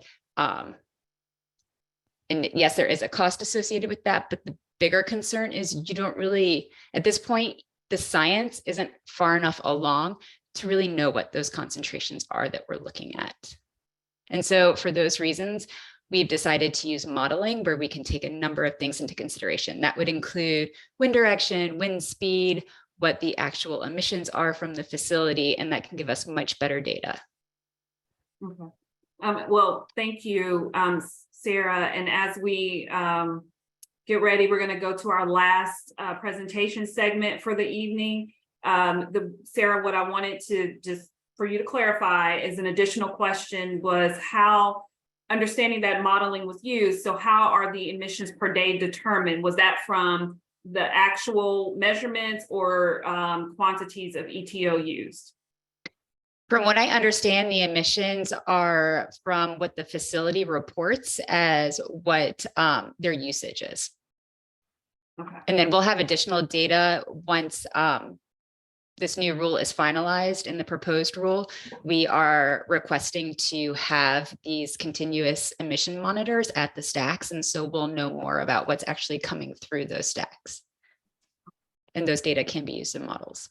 All right. Thank you, Sarah. And so right now I'd like to turn it back to Aaron Jones to go over how to navigate to the page to make comments on these proposed actions. Again, it is very important for your voice to be heard.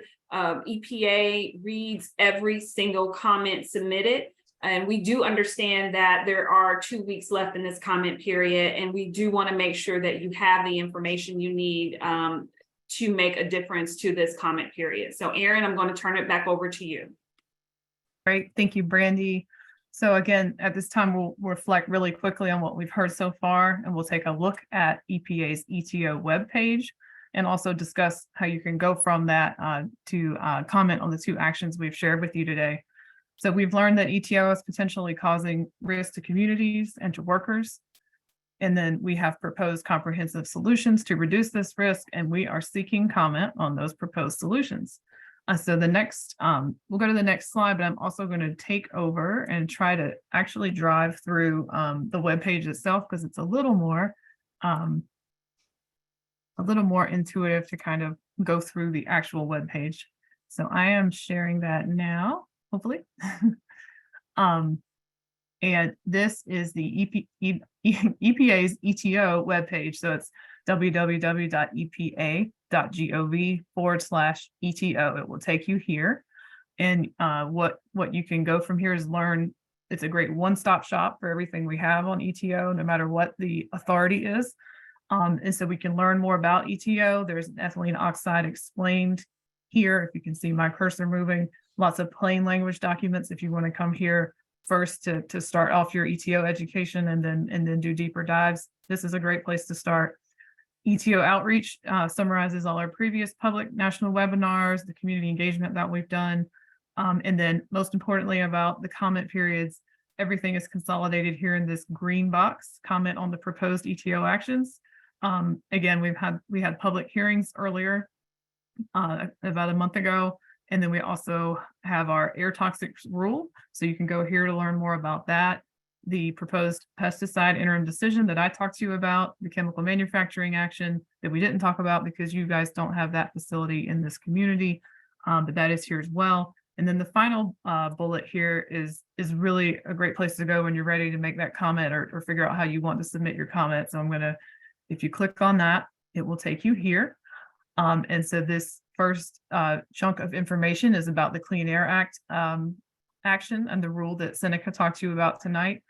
Under the air docket, you can email a comment. So there's the email address if you want to choose to submit your comment via email. Make sure that you have the docket number in the subject line of your email.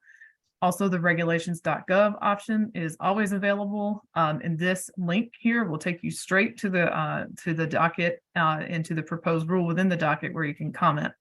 You can also submit comment via mail. So this is the address and all of the labeling that you would need to put on that if you want to mail in your comments. And then in the middle is the proposed interim pesticide decision. Unfortunately, they don't have an email in the chemical safety office option in the docket, but you can obviously use the regulations.gov. And this link here takes you straight into that docket again to the proposed interim decision, and you can comment directly from there. You can also submit comments via mail at this address. And so then if we were to click on the docket, we want to explore what it looks like really quickly in regulations.gov. This is the air proposed rule. So once you navigate here straight from the web page I was on before, you'll see a comment button, but you also, Seneca referred to the docket, the broader documents that support the rule. You can explore those here in this tab. But if you're ready to make your comment, you click this blue button, and then what will pop up next is the write a comment page. So you can type your comment directly in here. If you have any kind of materials that you want to submit to EPA, attach a file or upload anything, you can do that here as well. Any other supporting materials that you may have. You can put in your email address to receive confirmation of your comment. You can tell us if you're an individual, an organization, or if you want to remain anonymous. That is an option. And then just be sure that if you do go this route, that you scroll all the way down and hit submit comment. So don't forget to go all the way down to submit your comment. Okay, so that was just a quick tour again of our EPA ETO webpage and how you can link straight to do commenting and learn more about how to comment. So now, Terry, can you take control again and put the slide deck back up? We'll have a summary slide that brings it all together.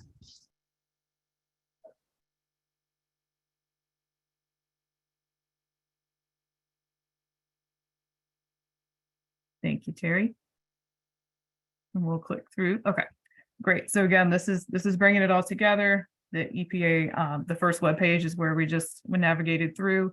There is an email if you have any questions about any of our actions, but also about how to comment. Please submit any questions you have there to that email.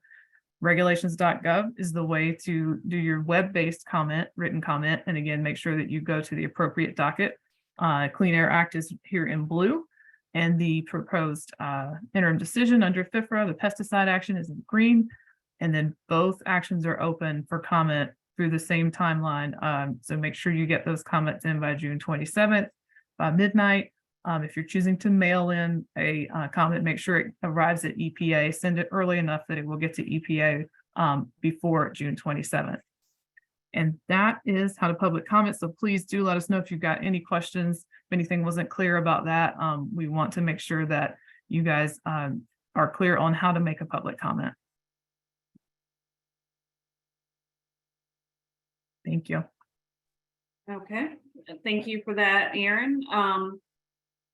And I think where we want to end up tonight is just to make sure we're respectful of your time.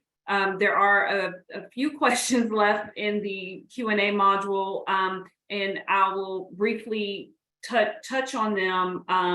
One is because ACS is providing services to Baycare, does this action involve Baycare? At this time, this action is related to the commercial sterilizer, and in this instance, it is the American Contract Systems facility and not Baycare. Then another question is, another question is, if the reduction will be above 90%, then will the radius of the surrounding communities be significantly smaller? Yes, so once and my colleagues can chime in, but once the controls are installed at this facility and operating, the risk will go down to the community. Do my colleagues have anything to add to that? Yes. So as has been mentioned, the facility is all.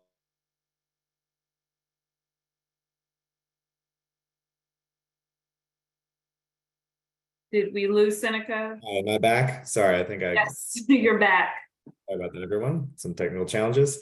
I'll start over. As I was saying, the facility is currently in the process of installing some controls, but as has been mentioned by our partners at FDE, these controls will be just for a certain part of their process. The fusion missions will need additional controls as well. So with the Seneca, we're losing you again.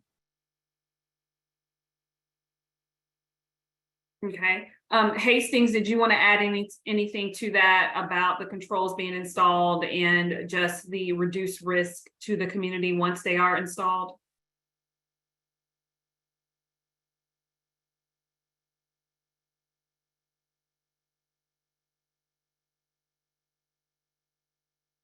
Okay, did I lose everybody? Hey, Brandy, I can hear you. Okay. Okay, well, we're going to keep going again. We are. I could comment on that. So I think what Seneca was saying, and if he comes back, we'll get him to clarify.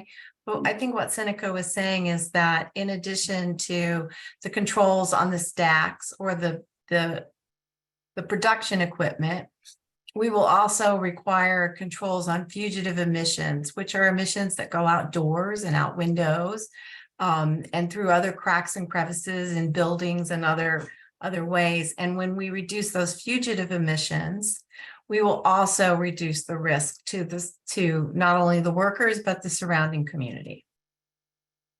Okay, thank you for that, Janine. So it looks like we're having some technical challenges across the board. So Hastings with FDEP has encountered a crashed Zoom. So we will again just thank him for being on this evening, but we'll continue on. One of the other questions, and I think this really goes towards the other sources of ethylene oxide. Could the proximity of I-75 contribute to the EtO levels in the area? Seneca, do you want to touch on that? I can touch on.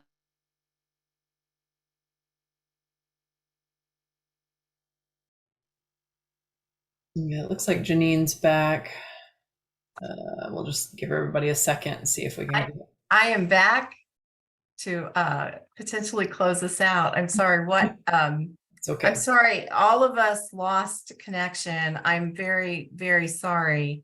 If you see, I've rejoined in another format. So was that you, Aaron, or Laura? Yeah, we were everybody's kind of gathering back, and I think that Sarah was poised to answer the interstate question. Okay, go ahead. And I'm back. Go ahead and do that. then, I don't Sarah. know if I Thank you. crashed everyone, but I heard everyone saw me I don't frozen. know what happened, but go ahead and answer your question, Sarah. Thank you. Thank you, Janine. So interstate transport is something that EPA is looking at to determine if ethylene oxide could be influenced by near roads, specifically highways and vehicles that may add it to the airshed. I will say that Georgia EPD had a special grant where they did a study and they had monitored for ethylene oxide as part of their national air toxics trend site. So this is an urban background site with no known source of ETO in the area. And they have a near road site that is about a mile and a half away from their NAT site. And they put a few canisters out and collected samples right next to one of the busiest highways in the Atlanta area to see if the concentrations of ethylene oxide were different between the two sites. And they did not see a large statistical difference between, or I would say a notable difference that would have shown up in statistics between the near road monitoring site and their NATS urban background site. So like I said, that's still ongoing research that's going on. Some of the preliminary data that we're seeing would say that it may not influence it, but stay tuned. Okay. Janine, if you want, I can jump Rachel, in. I was going to ask you if you could pick it back up here. Thank you. Yeah, I was the first to get kicked out. Okay, so I want to go ahead and wrap us up if that's okay. I want to thank you all for joining us today and thank you for bearing with us with the technical difficulties. Before I turn it over to Regional Administrator Gettle to convey any closing thoughts, I would like to summarize what we presented today and highlight next steps you can take to comment on our actions. EPA has recently proposed new actions that will reduce risk from ETO. You can learn about these actions at epa.gov/ETO. You can offer comment on the rule to reduce the amount of ETO coming out of commercial sterilization facilities by submitting your public comment until June 27th by going to www.regulations.gov and type in the information for the appropriate comment docket shown here on this slide again that Aaron walked you through earlier. This webinar has been recorded and will be posted online within the next 5 days at epa.gov/ the address you see here, FL/temple-terrace-floor. I'll save it, but you can see it there on your screen, or you can scan the QR code there on your screen. Thank you so much. We would like to share our partners' contact information from ATSCR on the next slide. Do we have the next slide with ATSCR's? Dr. Seeger's? Dr. Seeger's contact information. And we appreciate Dr. Seeger with us today, along with Peter Kowalski and the rest of our panel. You can email your health-related questions to them at eto@cdc.gov. Thank you again. And I'll now turn over to Ari Gettle. Thank you. And thank you, everyone. Again, our apologies for the technical difficulties. We don't know what happened. But we appreciate you joining us for tonight's presentation and sharing your questions and concerns. It's a lot of information to take in a very little time. And so it's critical that, we understand your lived experiences and that these impacts on communities are at the forefront of our decision-making process. We understand that you and all of the communities who are impacted are looking for action to solve the health threats that you see every day. We want you to know that EPA is committed to action and here to give you the most up-to-date information about the risks posed by ETO and our actions to address that risk from the American Contract Systems Facility and similarly situated facilities across the country. I want to remind you that your voice is important and can only be considered in the rulemaking process when your comments are submitted to the record. I know we have said that many times tonight, but it is vitally important. When your comments are submitted to the record, we will consider them as we make our decision. And finally, I want to reiterate our commitment to working on this issue until the risk level is reduced. We are committed to being there and working through this process to give you the good news that the risk has been reduced in the future. So thank you again very, very much for joining us. We know you've taken an evening of your time and we really appreciate it. And again, our apologies for the technical difficulties. We hope to be on the ground there in Temple Terrace very shortly. Thank you. And we will now sign off.